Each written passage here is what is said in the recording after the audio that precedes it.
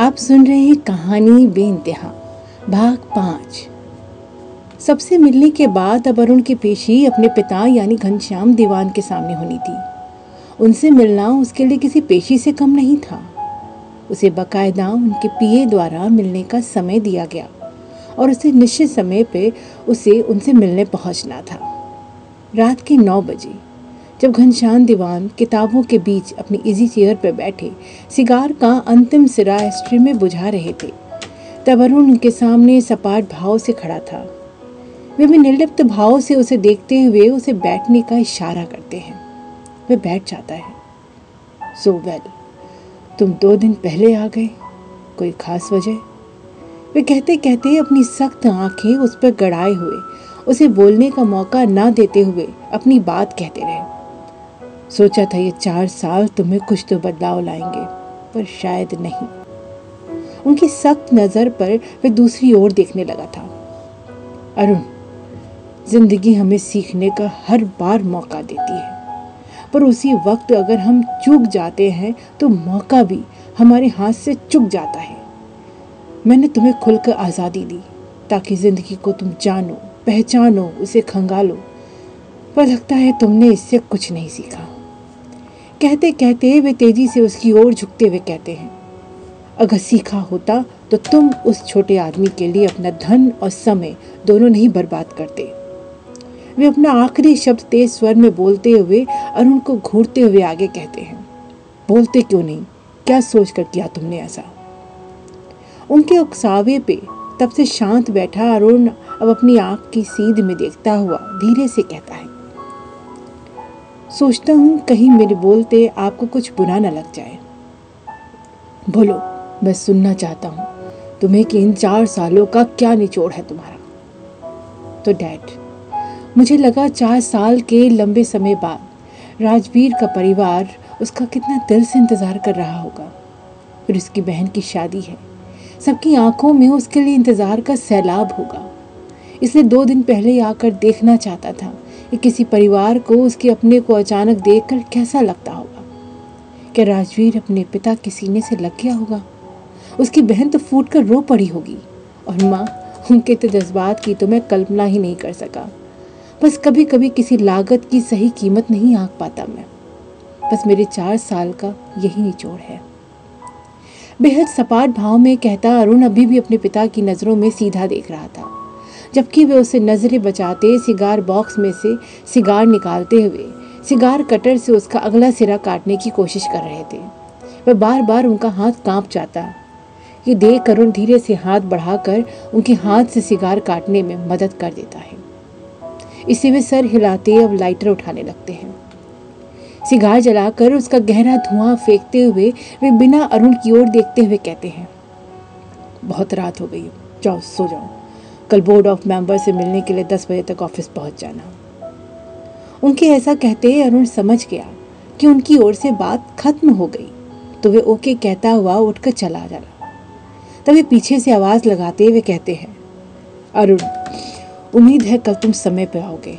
मैं चाहता हूं कि हमारे नए होटल प्रोजेक्ट का एग्जीक्यूटिव डायरेक्टर तुम्हें बनाया जाए। उनकी बात में अरुण बस 2 पल ठहर कर हाँ में सर हिलाता हुआ तुरंत ही आगे बढ़ जाता है।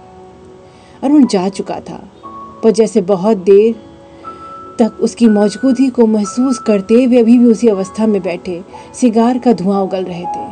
वे उनके अहम की सबसे मजबूत दीवार थी, जिसे न वे खुद लांघते थे और न कोई और उसे लांघ पाता था। सुबह अपने निश्चित वादे के साथ अरुण दादाजी के लिए उनके मनपसंद आश्रम तक उन्हें ले आया था, जो किसी बड़े तालाब के किनारे बहुत बड़े क्षेत्रफल में फैला हुआ था। पर वातावरण वहाँ का इतना निर्मल था कि उसके निकास से अंदर तक पहुँचने का 1.5 किलोमीटर का रास्ता भी चुटकियों में कट जाता था। दादाजी पैदल ही जाना चाहते थे, इसलिए अरुण उनका हाथ पकड़े उन्हें अंदर तक लाता है।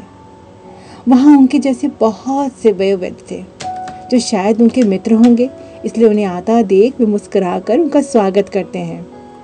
अरुण उन्हें उनके सहज वातावरण में छोड़कर बाहर आ जाता है, क्योंकि साथ में वे बड़ी को भी सैर कराने लाया था। सुबह का वक्त था, इससे वहाँ बड़ी निर्मल हवा चल रही थी। अरुण दादाजी के लौटने का समय काटते कुछ देर इधर उधर टहलते हुए सिगरेट फूंक रहा था और बड़ी आज अपने सेवक की बात को बिल्कुल न मानते हुए अरुण के आगे पीछे दौड़ लगा रहा था। वे इस वक्त आश्रम से बाहर था, क्योंकि वे अच्छे से जानता था कि आश्रम के अंदर वे सिगरेट नहीं पी सकता था और बड़ी के लिए ये जगह कुछ अलग और नई थी, जिससे वे कुछ ज़्यादा ही खुश था। कार के बोनेट पे पीठ टिकाए सुबह की लालिमा को आसमान में घुलता हुआ वे बड़ी खामोशी से देख रहा था कि उसे किसी का हाथ अपने कंधे पे महसूस हुआ और वो झट पलट कर देखता है। योगेश, तुम यहाँ? क्यों, मरीजों ने लात मार के निकाल दिया क्या? उसे देखते अरुण हल्की हंसी के साथ उसे देखता हुआ कहता है, लात तो ना तूने मेरी जिंदगी को मार रखी है। योगेश की बात पर अरुण से चौंक कर देखता है, जो अभी भी कह रहा था, सुबह से 10 फ़ोन कर चुका हूँ। वो छोटे सरकार हमेशा की तरह बिना मोबाइल के घर से निकल जाते हैं। फिर अगर किसी को कोई मैसेज देना हो तो जाओ उन्हें खोजो और तब उन्हें मैसेज दो। और मैं तो दुनिया का सबसे फालतू आदमी हूँ ना, जो तेरे पीछे पीछे चला आया। अपनी गलती पर अरुण होठ सिकोड़ लेता है। अच्छा हो गया बस, तुझे पता है ना मोबाइल मुझसे रखा नहीं जाता। लगता है जैसे हर पल को मुझे ट्रैक कर रहा है। हाँ तो तुझे कौन ट्रैक कर सकता है? आज तो एक दिन उन्मुक्त परिंदा है। कभी देखा है किसी उन्मुक्त परिंदे के पास मोबाइल फ़ोन? योगेश कुछ इस तरह अपनी बात कहता है कि अरुण हल्के से हंस पड़ता है। हाँ हाँ हंस ले बे, मेरी हालत हंसने वाली ही है। अच्छा अब ड्रामा बंद कर और बता कि क्यों सुबह सुबह मुझे खोजता फिर रहा है। पूरे सूरत के लोग स्वस्थ हो गए क्या? अब कि अरुण फिर हंसी की फुलझड़ी छोड़ता है। तो तू मुझे डॉक्टर समझते ही कहाँ है? नहीं तो इस तरह तेरे सामने खड़ा अपने फेफड़े नहीं फूंक रहा होता। कहता हुआ योगेश उसकी उंगली में फंसी सिगरेट एकदम से छीनता हुआ फेंक देता है। अब बोल भी, आज दोपहर 3 बजे के फुल रात तक की पार्टी का प्रोग्राम बनाया। तुझे पता नहीं कितना मैनेज किया है मैंने इसके लिए। अगर कोई इमरजेंसी नहीं आती तो अपन दोस्त मिलकर फुल मस्ती करेंगे और तब फूंक लीजिए अपना फेफड़ा। और कहाँ? तेरे फार्म हाउस में। और कहाँ? इंतज़ाम सब मेरा, बस डेस्टिनेशन तेरा।